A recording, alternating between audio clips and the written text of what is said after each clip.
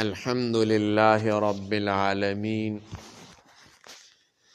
والصلاة والسلام على سيد الأنبياء والمرسلين أما بعد۔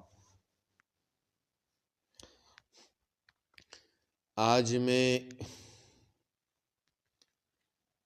ایک مسئلہ بیان کر رہا ہوں، وہ مسئلہ ہے عشق رسول۔ عشق رسول کی تعبیر میں علماء دیوبند اور بریلوی علماء کا اختلاف ہے۔ یہ اختلاف ہم دلائل کے ساتھ، حوالہ جات کے ساتھ اور عربی نصوص کے ساتھ پیش کریں گے، لیکن اس سے پہلے یہ بات آپ سن لیں، اگر آپ لوگ اس چینل میں نئے آئے ہو تو برائے مہربانی ہمارا چینل سبسکرائب کریں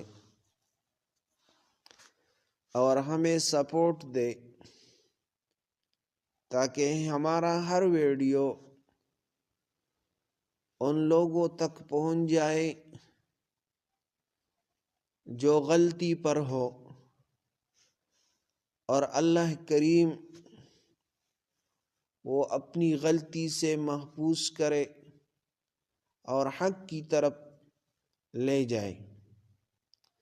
تو آپ کی سپورٹ کی وجہ سے ہمارا ویڈیو دنیا تک پہنچ جائیں گی اور ہر مسلمان تک پہنچنا چاہیے، تو یہ آپ کی سپورٹ کی وجہ سے ہوگی، ورنہ یہ مشکل ہے۔ تو مسئلہ یہ ہے، عشق رسول صلی اللہ علیہ وسلم کی تعبیر میں علماء دیوبند اور بریلوی علماء کا اختلاف ہے۔ اصل بات یہ ہے، عشق رسول صلی اللہ علیہ وسلم فرض ہے۔ قرآن پاک کی آیت ہے، قُلْ إِنْ كَانَ آبَاؤُكُمْ وَأَبْنَاؤُكُمْ إِلَىٰ آخِرِهِ اور أَحَبَّ إِلَيْكُمْ مِنَ اللَّهِ وَرَسُولِهِ، آخری الفاظ یہ ہیں۔ تو اس میں اللہ جل جلالہ فرماتے ہیں، کہہ دیجئے اگر تمہارے باپ، بیٹے وغیرہ اللہ اور اس کے رسول سے زیادہ محبوب ہو، تو اس آیت پر یہ دونوں متفق ہے کہ عشق رسول ایمان کا حصہ ہے۔ قُلْ إِنْ كَانَ آبَاؤُكُمْ وَأَبْنَاؤُكُمْ إِلَىٰ آخِرِهِ۔ اس آیت پر یہ دونوں جماعتیں متفق ہے کہ عشق رسول صلی اللہ علیہ وسلم ایمان کا حصہ ہے۔ اختلاف کہاں سے ہے؟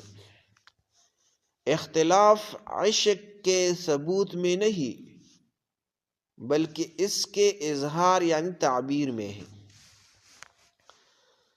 بریلوی علماء تعبیر عشق رسول اس طرح کرتے ہیں، بنیادی تصور یہ ہے کہ عشق رسول صلی اللہ علیہ وسلم کا ظاہری اور عملی اظہار نعت، میلاد، قیام، سلام، ندا یعنی یا رسول اللہ، ادب و تعظیم کو اصل سمجھتے ہیں۔ یہ بریلوی علماء اصل سمجھتے ہیں، اور اس پر دلیل پیش کرتے ہیں، عن انس رضی اللہ عنہ قال قال رسول اللہ صلی اللہ علیہ وسلم لا يؤمن احدکم حتی اکون احب الیہ من والدہ وولدہ والناس اجمعین۔ بخاری اور مسلم دونوں میں یہ حدیث موجود ہے۔ تم میں سے کوئی مومن نہیں ہو سکتا جب تک میں اسے اس کے والد، اولاد اور تمام لوگوں سے زیادہ محبوب نہ ہو جاؤ۔ بریلوی علماء اس حدیث سے استدلال کرتے ہیں جب محبت فرض ہے تو اس کا اظہار بھی ہونا چاہیے۔ یہ بریلوی علماء کا موقف اور ان کی دلیل ہے۔ علماء دیوبند اس طرح تعبیر کرتے ہیں، عشق رسول صلی اللہ علیہ وسلم میں بنیادی اصول یہ ہے، عشق رسول صلی اللہ علیہ وسلم سب سے بڑا ثبوت اتباع سنت ہے، نہ کہ صرف جذباتی اظہار۔ عشق رسول صلی اللہ علیہ وسلم سب سے بڑا ثبوت اتباع سنت ہے، نہ کہ صرف جذباتی اظہار۔ دیوبندی علماء اس پر دلائل پیش کرتے ہیں۔ پہلا دلیل قرآن کی آیت ہے، قُلْ إِن كُنتُمْ تُحِبُّونَ اللَّهَ فَاتَّبِعُونِي يُحْبِبْكُمُ اللَّهُ۔ کہہ دیجئے اگر تم اللہ سے محبت کرتے ہو تو میری اتباع کرو، اللہ تم سے محبت کرے گا۔ اس کی تشریح میں علماء دیوبند لکھتے ہیں، اللہ نے محبت کی علامت اتباع کو قرار دیا، صرف دعویٰ یا مظاہرہ کافی نہیں ہے۔ دوسری دلیل یہ پیش کرتے ہیں حدیث سے، عن عائشہ رضی اللہ عنہا قالت کان خلقہ القرآن۔ مسلم کی حدیث ہے، نبی علیہ الصلاۃ، عائشہ رضی اللہ تعالیٰ عنہ فرماتی ہے، نبی علیہ الصلاۃ والسلام کا اخلاق قرآن تھا۔ دیوبندی اس حدیث سے استدلال کرتے ہیں، نبی علیہ الصلاۃ والسلام سے عشق کا مطلب ان کے اخلاق، عبادات، معاملات اور سنت کو اپنانا ہے۔